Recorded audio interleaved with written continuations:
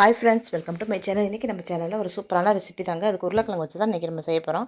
அதுக்கு வந்து ஒரு குக்கர் எடுத்திருக்கேன். குக்கரில் கொஞ்சம் எண்ணெய் ஊற்றி எண்ணெய் காய்ஞ்சது பட்டை, பிரியாணி இலை, கொஞ்சம் சோம்பு எல்லாம் போட்டு, கிராம்பு எல்லாமே போடணும். போட்டு நல்லா வதங்கினதுக்கப்புறம் சின்ன வெங்காயம் கண்டிப்பாக கம்பல்சரி சின்ன வெங்காயமே போடுங்க. சின்ன வெங்காயம் போட்டு சின்ன வெங்காயம் நல்லா வதங்கினதுக்கப்புறம் 2 மீடியம் சைஸ் தக்காளி 2 தக்காளி போட்டு நம்ம கல்லுப்பு போட்டு வதக்கலாம். அப்படி இல்லை அப்படின்னா தக்காளியை மிக்சியில் ஒரு அடிச்சுட்டு நம்ம லிக்விடாக கூட நம்ம சேர்த்துக்கலாம். நம்ம அப்போ குழம்பு கொஞ்சம் நம்மளுக்கு நல்லா திக்காகவும் கிடைக்கும். நான் இன்றைக்கி அந்த மாதிரி சேர்க்கல, கரண்ட் இல்லாதனால சும்மாவே நான் செஞ்சுட்டேன். போட்டு நல்லா நம்ம வதக்கிடணும். வதக்கிறத பொறுத்து தானே இருக்குது. நம்ம உப்பு போட்டோம்னாலே கொஞ்சம் நேரம் ஆகும், அவ்வளோதான். அடுப்பு மீடியம் ஃப்ளேமில் வச்சுட்டு நல்லா வதக்கி முடிச்சுட்டு உருளைக்கிழங்கு வந்து நான் சின்ன உருளைக்கிழங்கு பேபி பொட்டேட்டோன்னு சொல்லுவாள், அந்த உருளைக்கிழங்கு தான் நான் வாங்கியிருக்கேன். அதை 2 2 கட் பண்ணி எடுத்து வச்சுருக்கேன். அது நான் தோலோடு ஃப்ரெஷ்ஷாக இருந்ததுனால தோலோடே நான் போடலான்னு முடிவு பண்ணியிருக்கேன். தோலோடு போட்டால் வாய்வு இல்லை அப்படின்னு சொல்லுவாங்க. அதனால சரி முடிஞ்ச வரைக்கும் இந்த தடவை தோலோடு போடுவோம்னு தோலோடு போட்டிருக்கேன். போட்டு வெங்காயம் தக்காளி நல்லா வதங்கினதுக்கப்புறம் உருளைக்கிழங்கையும் போட்டு இந்த எண்ணெயிலே நம்ம நல்லா வதக்கிடணும். நம்ம எண்ணெயிலே நல்லா வதங்கும் போதே உருளைக்கிழங்கு பாதி வெந்து வந்துடும். உருளைக்கிழங்கு வேகிறதுக்கு ரொம்ப நேரம் ஆகாது. நம்ம ஒரு விசில் 2 விசில் வச்சாலே போதும், டக்குன்னு வெந்துடும். இப்போ இதுக்கப்புறம் நம்ம மசாலா ஒன் பை ஒன்னாக மசாலாலாம் சேர்த்துக்கணும்.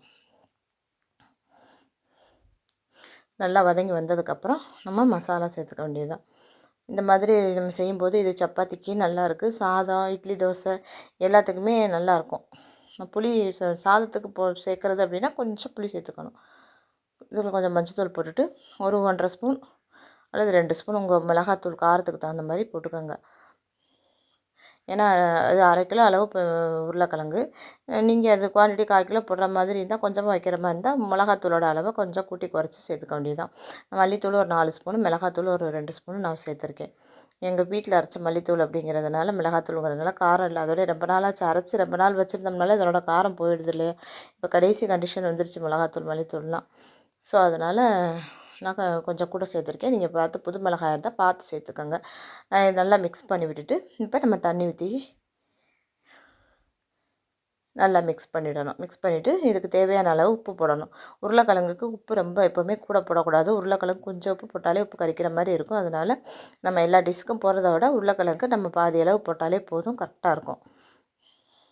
நம்மளுக்கு எவ்வளோ தண்ணி குவான்டிட்டி வேணுமோ அதுக்கு தகுந்த மாதிரி நம்ம தண்ணியை அளவோட கூட்டி குறைச்சிக்கலாம். அதுக்கப்புறம் நான் இதில் வந்து இஞ்சி பூண்டு சேர்க்கணும். இல்லை இஞ்சி பூண்டு விழுது இருந்தால் அந்த இடத்துல சேர்த்துக்குங்க. அப்படி இல்லைன்னா நம்ம எல்லாத்தையும் நான் இன்றைக்கி மிக்சியிலே போட்டு அரைக்க போகிறேன்.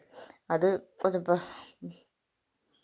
இஞ்சி பூண்டு சோம்பு சீரகம் தேங்காய் மிளகு கொஞ்சம் கசகசா எல்லாம் வச்சு கரண்ட் வந்துருச்சுங்க. முதல்ல இது போடுறது தான் கரண்ட் இல்லை, தக்காளி போடலை. இப்போ கரண்ட் வந்துருச்சு. இதை போட்டு மிக்சியில் அடிச்சுட்டு தேங்காய் எல்லாத்தையும் இதில் ஊற்றிட்டேன். எல்லாம் ஊற்றி நல்லா மிக்ஸ் பண்ணிவிட்டு உப்பு காரம்லாம் ஓகே தான் நம்மளுக்கு. இப்போ வந்து மூடி போட்டு விசில் வச்சிட வேண்டியது தான்.